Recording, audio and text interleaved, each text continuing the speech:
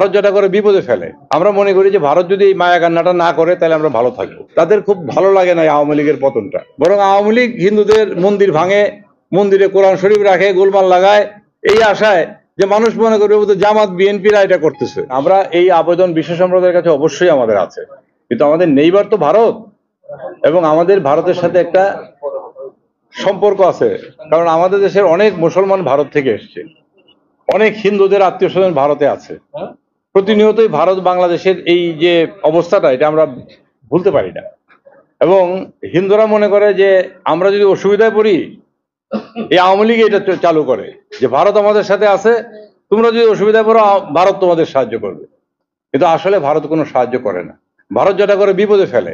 আজকে আমরা বিপদে পড়ছি, কারণ তারা মিথ্যা প্রপাগান্ডা করে এই মুসলমানদের কাছে আমাদের সম্বন্ধে একটা ভ্রান্ত ধারণা তৈরি করছে, এবং আমাদের স্বাভাবিকভাবে বলে যে এরা হইলো, এদের জন্য এত কথা ইন্ডিয়া বলে কেন, এদের জন্য এত কথা বলে কেন, এদের তো আমরা কিছু করি নাই, কিন্তু আমাদের বিরুদ্ধে অত্যাচার এই প্রপাগান্ডা কেন করছে, এটা আলটিমেটলি আমাদের বিরুদ্ধেও যায়। এই জন্য আমরা কনসার্ন।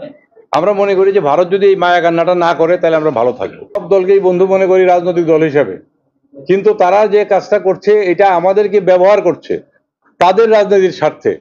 বিজেপি আপনারা জানেন যে একটা ধর্মান্ধতাকে নিয়ে রাজনীতি করে। তারা যখন ভারতের বৃহত্তর জনগোষ্ঠী হিন্দুদের পক্ষে এত বেশি কথা বলে, তখন কংগ্রেস, অন্যান্য ইভেন কমিউনিস্ট পার্টি মনে করে আমরা তো না বললে বোধহয় আমরা ভোট পাবো না। এই যে ঘটনাগুলি ঘটছে, এগুলি তাদের আভ্যন্তরীণ রাজনৈতিক বহিঃপ্রকাশ, আমাদের কিছু না।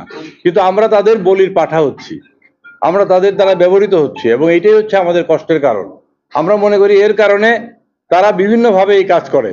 তারা হিন্দুদেরকে মাঠে নামিয়ে, হিন্দুদের তো কষ্ট আছে, কষ্ট মুসলমানদেরও আছে, মুসলমানদেরও বড় জমায়েত হয়, কোনো অসুবিধা নাই, কিন্তু তারা তো আর ভারতকে বন্ধু হিসেবে দাবি করতে পারছে না।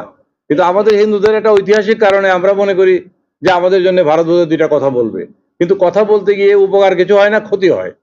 বরং আওয়ামী লীগ হিন্দুদের মন্দির ভাঙে, মন্দিরে কোরআন শরীফ রাখে, গোলমাল লাগায়, এই আশায় যে মানুষ মনে করবে জামাত বিএনপিরা এটা করতেছে, এই মনে করে তারা এই কাজটা করে। কিন্তু ফলাফল তো মানুষ জানে, এখন ইলেকট্রনিকের যুগ, সব দেখা যায়, সব বোঝা যায়, এবং অ্যাডভান্স এত টেকনোলজি যে কে আসলে কাজটা করছে সেটা জানা যায়।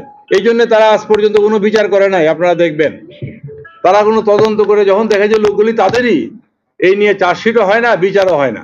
এই যে 15 বছরে এত বৌদ্ধ মন্দির ভাঙলো, খ্রিস্টানদের গির্জায় আক্রমণ করা হইলো, মন্দিরগুলিতে আক্রমণ করা হইলো, আওয়ামী লীগ 15 বছর তো একতরফা ক্ষমতায় ছিল, জোর করে, তারা তো কোনো বিচার করলো না।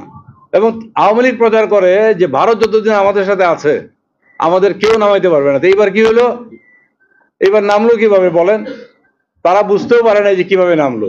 ভারতের এখন বেশি করে বলছি, কারণ তারা সবগুলি দল এবং বিভিন্ন মিডিয়া মিলে বাংলাদেশের বিরুদ্ধে এই চক্রান্তটা করছে। তাদের খুব ভালো লাগে না আওয়ামী লীগের পতনটা, আমরা যেটা মনে করতেছি, সেই জন্য এই কাজটা করছে। কিন্তু আলটিমেটলি ক্ষতি হচ্ছে এই দেশের